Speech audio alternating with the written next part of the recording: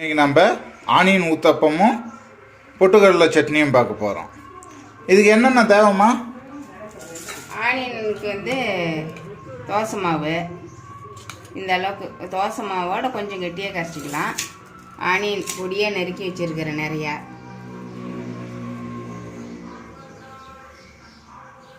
இதுக்கு சட்னிக்கு பொட்டுக்கடலை தேங்காய் துருவி வச்சுருக்கிறேன். மிக்சியில் போட போகிறோம். உரலில் ஆட்டுறதுன்னா நசுக்கி போட்டுக்கலாம், அதை அப்படியே போடலாம். இது மிக்சியில் ஒன்று அப்படியே நின்று போயிடும், அதனால் துருவி வச்சுருக்கிறேன்.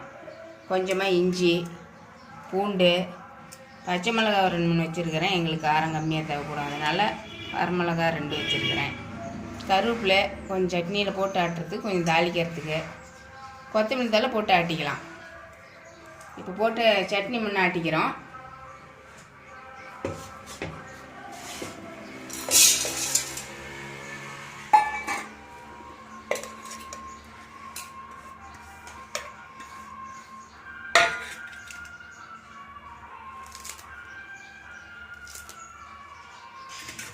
இஞ்சி சின்ன சின்னதாக கட் பண்ணி வச்சுருக்கிறேன். பூண்டு, மிளகாய், கருவேப்பிலை கொஞ்சம் போட்டு ஆட்டிக்கலாம், நல்லா வாசமாக இருக்கும். தேவையான அளவுக்கு உப்பு,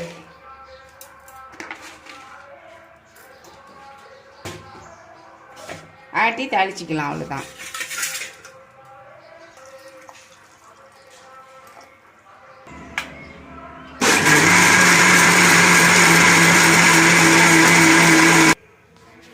இப்போ சட்னி ஆட்டிட்டாங்க. சட்னி ஆட்டிட்டு சட்னியை தாளிக்கிறாங்க.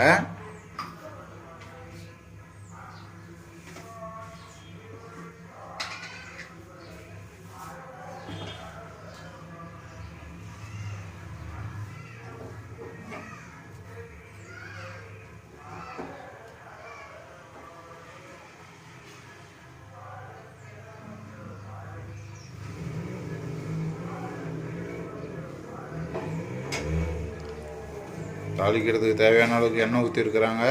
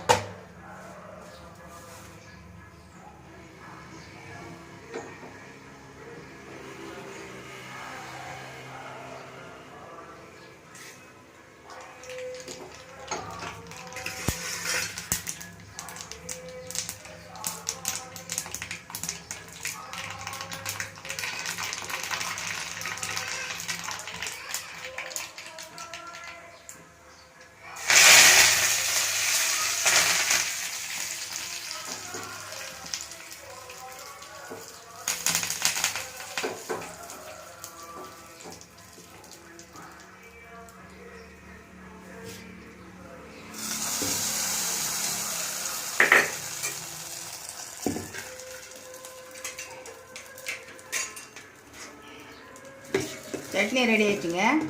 இப்போ நம்ம ஆனியன் போடுறோம். தோசைக்கல் சூடு பண்ணிக்கிறோம்.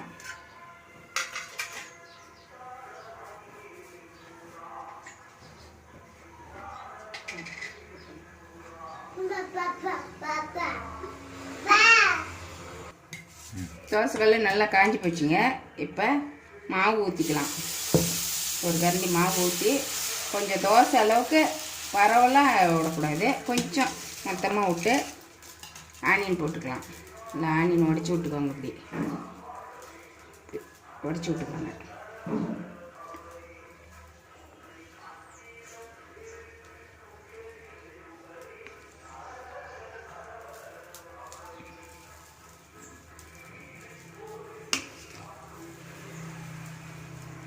கொஞ்சம் எண்ணெய் விட்டுக்கலாம்.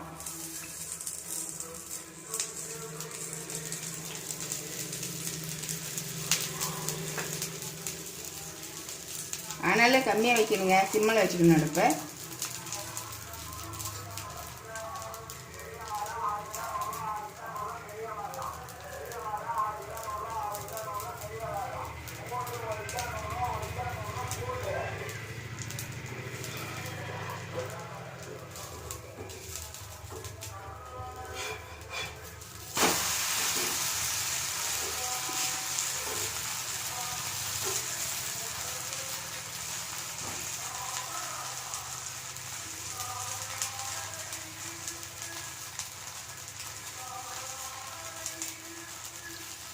கம்மியாக வச்சா தான் நல்லா தோசை வெந்து நல்லா ஒரு கலராக வரும், ஒரு ப்ரௌன் கலரில். ஆமாம், இல்லைன்னா தீஞ்சு போயிடும். அதிகமாக வச்சாலும் தீஞ்சு போயிடும், கம்மியாக வச்சாலும் வேவாது.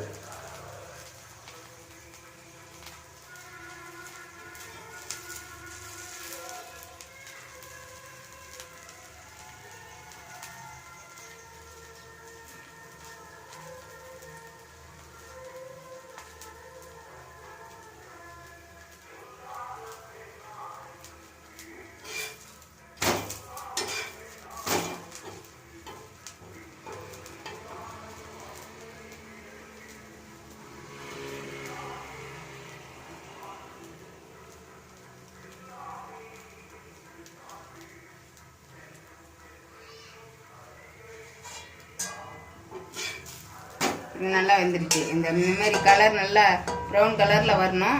நல்லா வெள்ளை மாவு இல்லாத நல்லா காஞ்சி போச்சு, வெந்து போச்சு. இதை பாருங்க, போட்டேன்.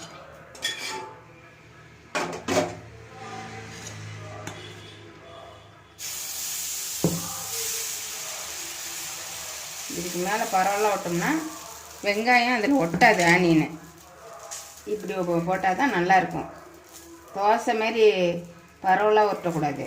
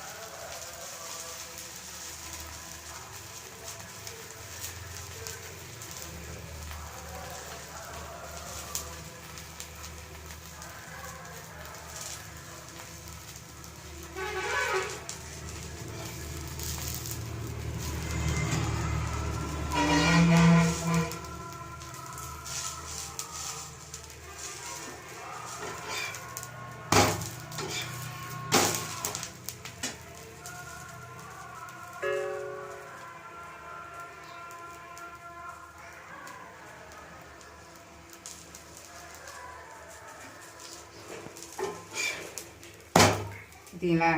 இந்த மாரி கலர் வந்தால் நல்லா வெந்து போயிடுச்சு. மாவு பச்சை மாவு இல்லை. இதை எடுத்துடலாம். எடுத்துட்டு இப்போ அடுப்பு ஆஃப் பண்ணிடலாம். அடுப்பு ஆஃப் பண்ணிவிட்டு இப்போ வெறும் இது ஆனியன் தோசை சுட்டால் எப்பயுமே நல்லா வரும். அடுத்த தோசை அடுத்த நாளைக்கு சுடும்போது, வெறும் தோசை சுடும்போது இந்த மாதிரி ஆனியன் கட் பண்ணி ரெண்டாக கட் பண்ணி கொஞ்சம் சும்மா கொஞ்சமாக எண்ணெய் விட்டு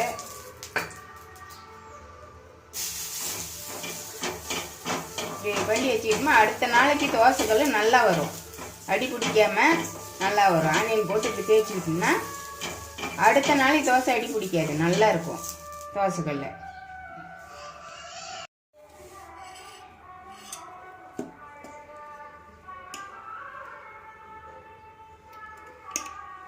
ஆனியன் சுட்டு சட்னி பண்ணியிருக்கிறோம் அன்றைக்கி.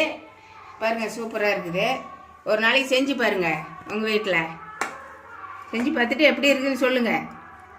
கண்டிப்பாக செஞ்சு பார்த்துட்டு எப்படி இருக்குன்னு கமெண்ட் பண்ணுங்கள், லைக் பண்ணுங்கள், சப்ஸ்கிரைப் பண்ணுங்கள், உங்களுக்கு தெரிஞ்சவங்களுக்கு ஷேர் பண்ணுங்கள். வேறு ஏதாவது உங்களுக்கு புதுமையாக செய்யணும் அப்படின்னு தோணுச்சுனாலும் சொல்லுங்கள், அந்த இதையும் நாங்கள் செஞ்சு காட்டுறோம். நன்றி.